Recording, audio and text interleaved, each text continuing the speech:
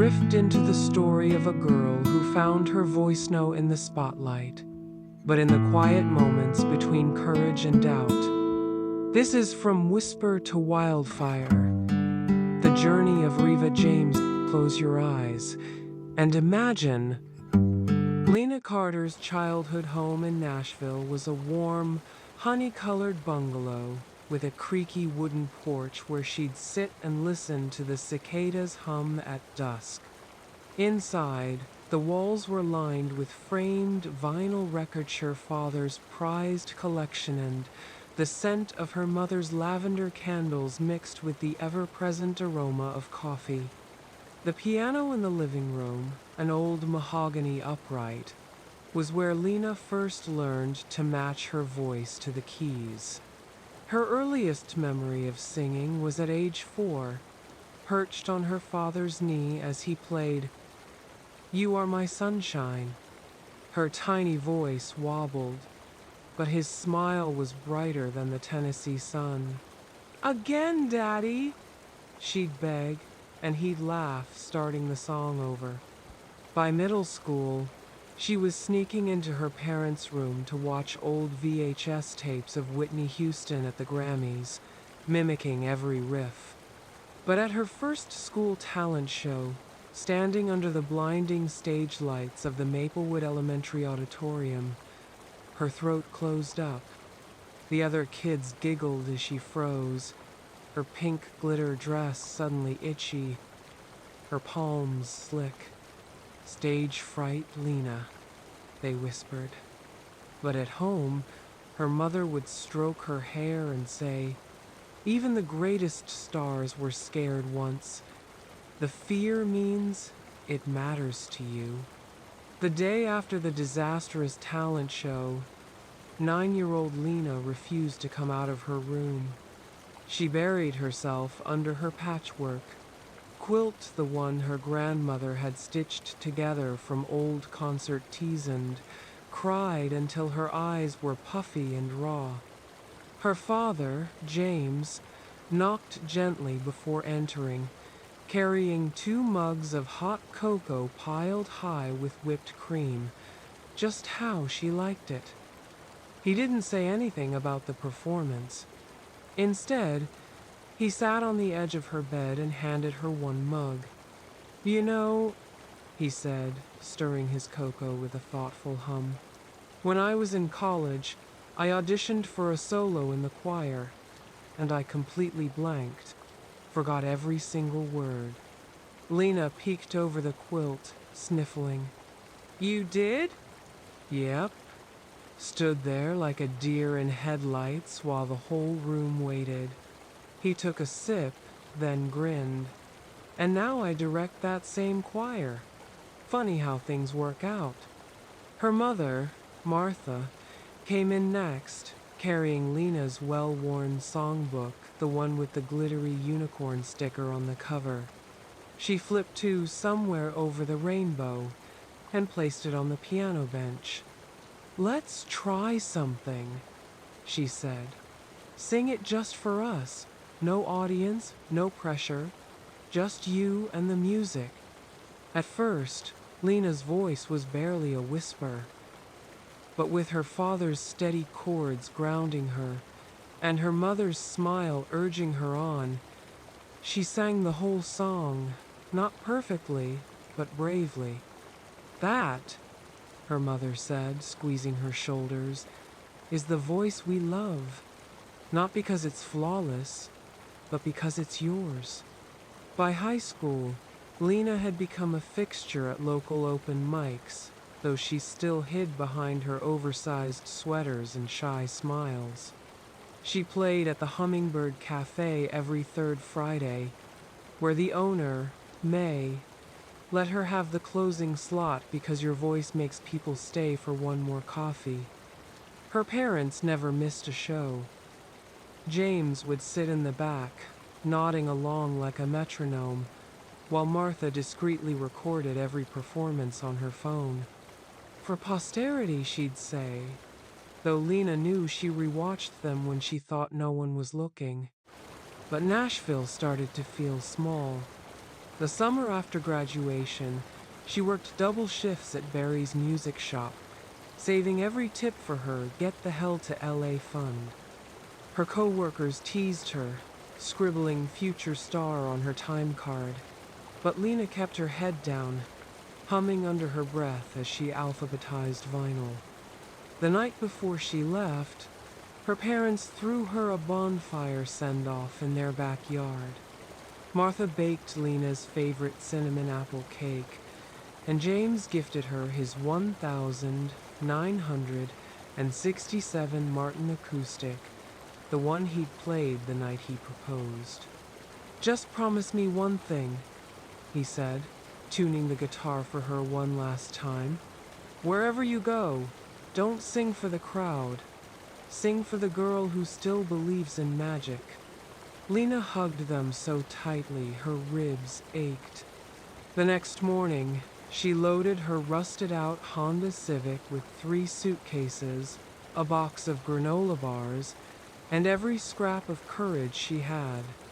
As she pulled away, her parents stood in the driveway, waving, her father grinning, her mother wiping her eyes. And just like that, Lena Carter drove west, chasing a dream as vast as the sky. Los Angeles was nothing like Nashville. The air smelled like salt and exhaust, and the streets glittered with broken dreams. Lena's first apartment was a shoebox in Koreatown, the walls so thin she could hear her neighbors' telenovelas through the plaster. She sang at the Rusty Mic, a dimly lit dive bar where the stage was barely a foot off the ground and the mic always cut out. The crowd was a mix of drunk college kids and aging rockers, but she didn't care. She was singing. Derek Langford, a man in a too-tight suit who smelled like cigars and expensive cologne. Derek Langford didn't just smell like cigars, he smelled like winning. Or at least, that's what Lena thought when he first slid into the booth at the Velvet Lounge, his Rolex glinting under the dim chandelier light. "You're too good for these dive bars," he purred, swirling his bourbon. "I can get you onto real stages, the kind where people listen."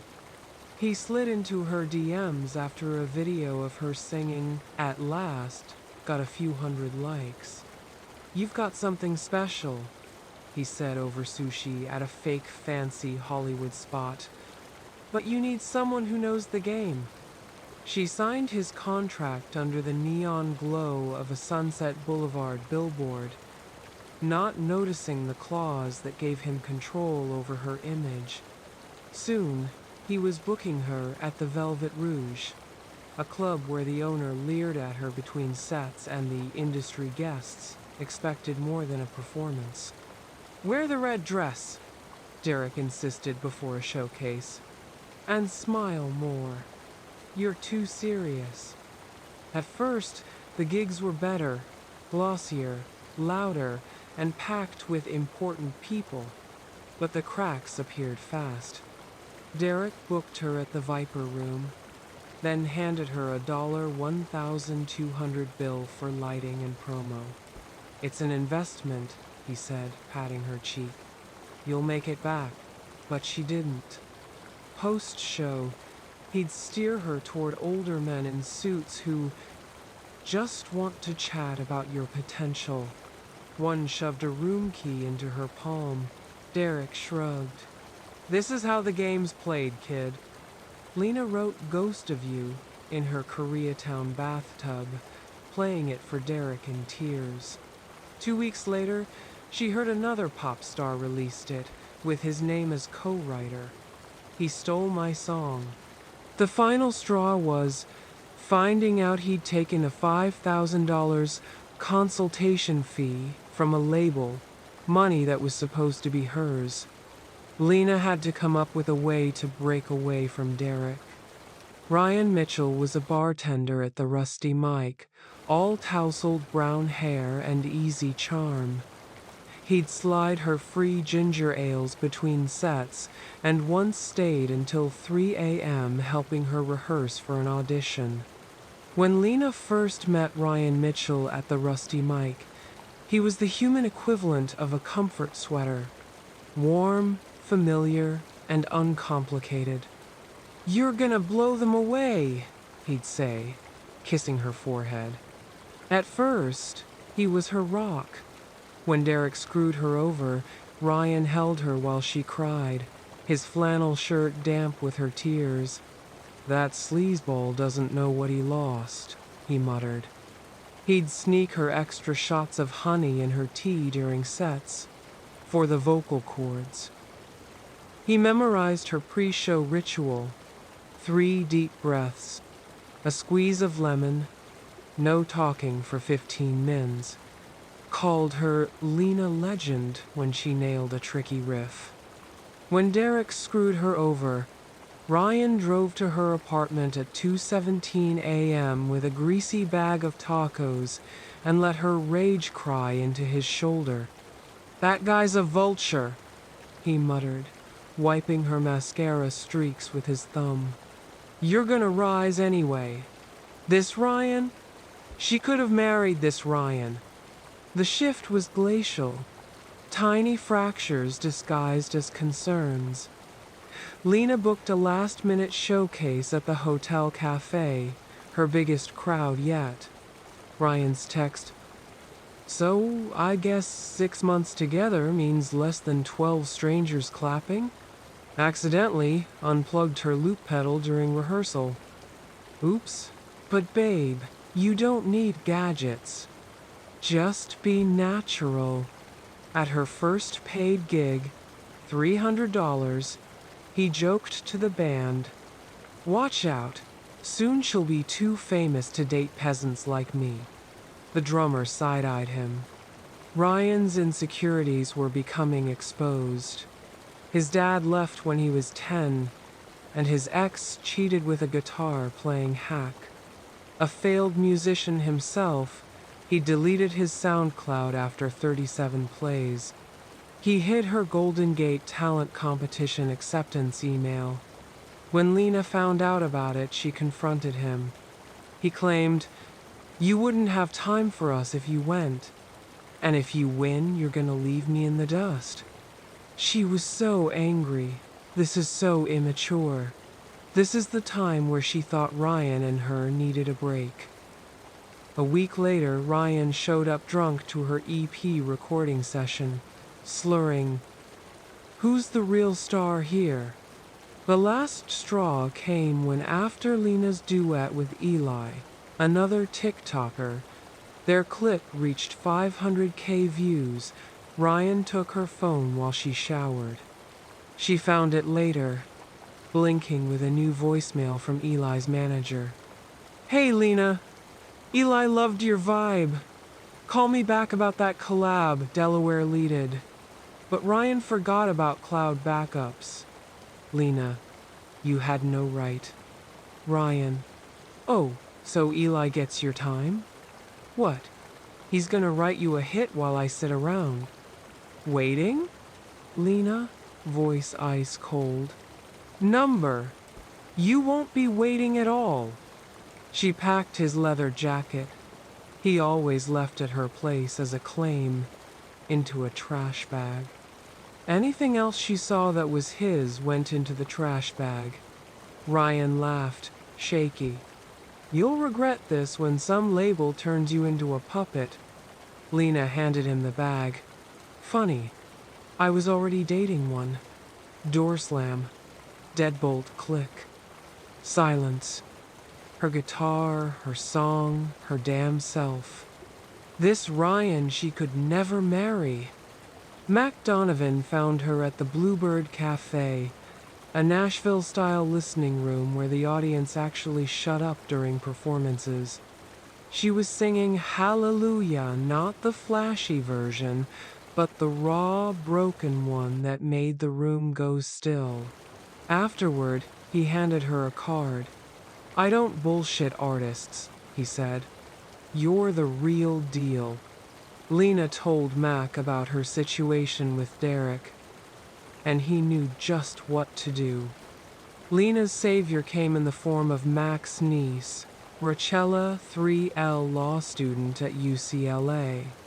Over $4 coffees at a 24-hour diner. Rachel highlighted Derek's violations. Breach of fiduciary duty, prioritizing his kickbacks over her career, fraudulent inducement, lying about connections, sexual harassment facilitation. Those networking incidents. Lena wore a hoodie with a sewn-in mic to their next meeting, catching Derek admitting, "Look, the contract's airtight, unless you want to suck it up and sleep your way to the top like everyone else." Rachel sent Derek a cease and desist plus a clip of the recording, seeing his biggest client. The subject line, mutual termination or TMZ. Derek folded in 48 hours, shredding her contract with a snarl. "You'll crawl back. They always do."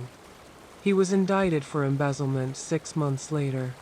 Lena bought a cupcake to celebrate. Lena spent 3 weeks sleeping 14 hours a day, her guitar collecting dust. Then, one morning, she dragged herself to the Sunbeam Cafe, a no-nonsense spot with yellow walls and a broken espresso machine. On the bulletin board, between ads for yoga classes and used bikes, was a flyer. Open mic, no agenda, no BS. That night, she sang "Ghost of You" for the first time in public. No contract, no Derek, no red dress, just her voice, raw as an open wound. A grizzled man in the back, who she'd later learn was Mac, clapped so hard he spilled his whiskey. And just like that, Lena Carter was free. With Mac, things were different. "Lena Carter is the girl who sang in coffee shops," he said, leaning back in his leather office chair. "But the woman standing in front of me? She's someone else entirely." They spent hours brainstorming and thinking of a plan, songs, lyrics, a stage name that felt strong but still her. Eevah James came to her in a dream, the night after a particularly electric show. Riva for the explosion of lights in the night. James as an ode to her father, the man who first taught her that music was magic. The first time she saw it on a Eevah James live at the Troubadour, her breath caught. It fit like a second skin. He set her up at the Troubadour, where the stage was bathed in golden light and the crowd leaned in, spellbound. There at the Troubadour was Ethan Cole, the scruffy, flannel-wearing guitarist with calloused fingers and a habit of humming under his breath. Ethan Cole wasn't just some random guitarist. He was a road-worn troubadour with stories etched into the laugh lines around his eyes.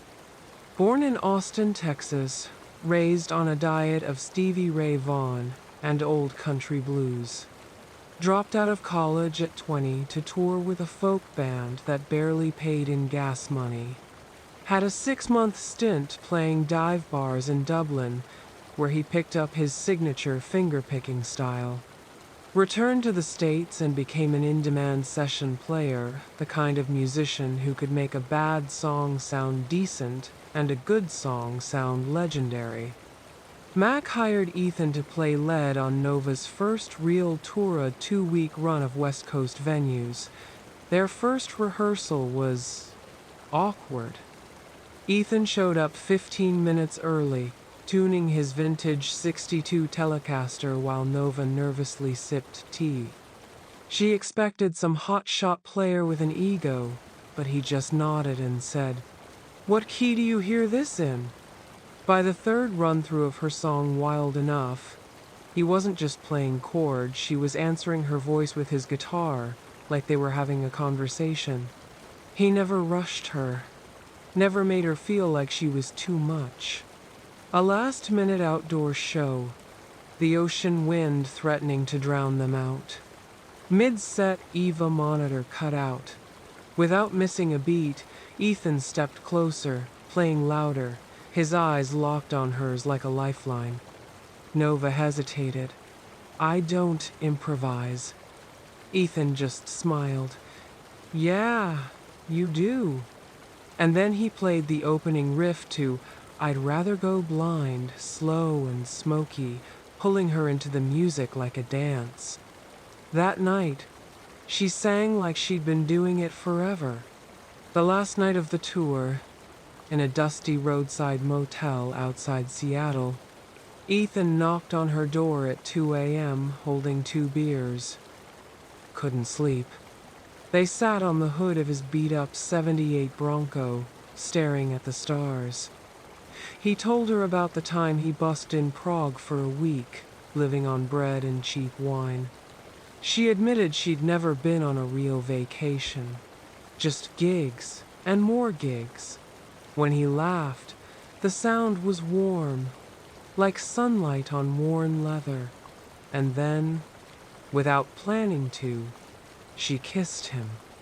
Lena woke up at 6:03 a.m. to the smell of burning coffee and Ethan's '78 Bronco rumbling outside. She found him in the motel's cracked parking lot, shirtless under a flannel. "I got us coffee," he admitted, scratching his stubble. "It's robust." A few nights after returning from her tour, Eevah had spotlight performance at the Hotel Creole, a nice night spot that attached to the hotel that didn't open until 10 p.m., and the food is amazing. Ryan showed up at her dressing room, roses in hand, spinning some story about how he'd changed. He knocked at her dressing room door. Eevah froze, wondering why he was even there. Ryan's last-ditch attempt to win her back. His lucky guitar pick, the one he never let her borrow, and a handwritten apology that included the phrase, "You're different since Mac." Behind him, Ethan rounded the corner, carrying her backup guitar. Ryan's gaze flicked to him, then back to Eevah, finally understanding. Ethan, leaning against the door frame, didn't say a word, just crossed his arms and waited, trusting her to choose. Nova looked at Ryan, then at Ethan's steady, unshakable presence, and something inside her settled. "You don't love me," she said quietly. "You just loved how small I was willing to be for you." "Ryan, I was scared, okay? You're becoming this Eevah thing, and I'm just." "Eevah! Ryan, look at me." Paused until he met her eyes. "You don't get to call me that. It's not yours to say." His face crumpled. "You used to need me," Eevah said, soft and final. "Turns out I just needed me." Ethan just stepped between them, calm as a lake. "You should go," he said, low and firm. She closed the door. Through the thin wall, they heard. "Ethan, you need help finding the exit?" Ryan, "Go to hell." Ethan, "Cool, it's left at the water fountain." The next night, when she stepped on stage as Eevah James, Ethan was right where he belonged beside her, his guitar whispering the truth under every note she sang. His hand found hers in the dark. Because love shouldn't make you quieter. It should make you roar. Eevah James stepped onto that stage. She finally understood the bravest thing we can do is outgrow the people who never believed in us. Take a deep breath tonight, knowing your voice matters too. Sweet dreams.